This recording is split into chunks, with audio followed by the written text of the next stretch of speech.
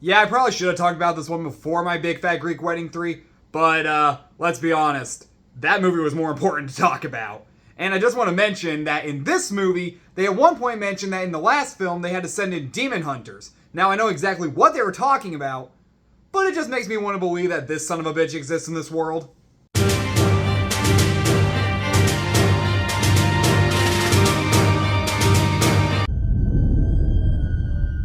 I think there's something here that's not meant to be.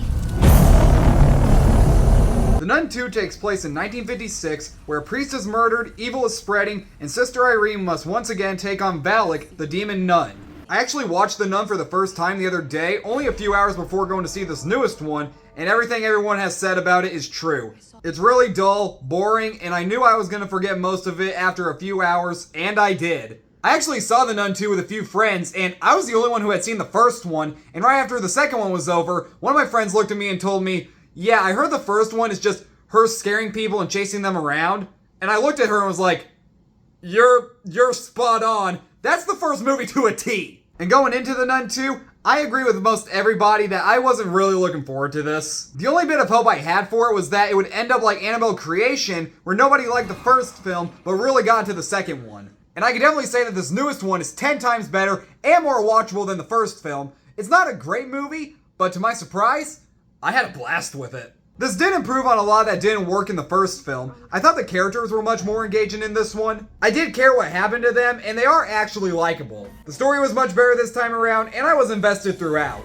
This is the third film in the franchise for director Micheal Chaves, who had previously worked on The Curse of La Llorona and The Conjuring 3, and I found this to be the most enjoyable of his 3 films, and he does a great job with the directing. The movie does have a great use of suspense and tension, and a great look that's all dark and gloomy, with a great use of lighting. Taissa Farmiga was pretty good in the lead, and so was Reid, who I didn't know was in this movie until I was watching it, and from beginning to end, I found the movie to be very entertaining. But I honestly didn't find this movie to be that scary. And as some of you might know, I can watch a horror movie fine, and really they don't scare me that much. It's usually either they'll stick with me pretty well, or every once in a while they might get under my skin. But even if I was a person who got scared by horror movies, I still don't think I would have found this that scary. Mostly because it's the same stuff we've seen a million times before. And even some of the best scenes were ruined in the trailer. I love that magazine stand scene in the trailer, and I loved it here, and it's one of the best scenes in the movie. But I already saw it in the trailer, so I knew how it was going to play out.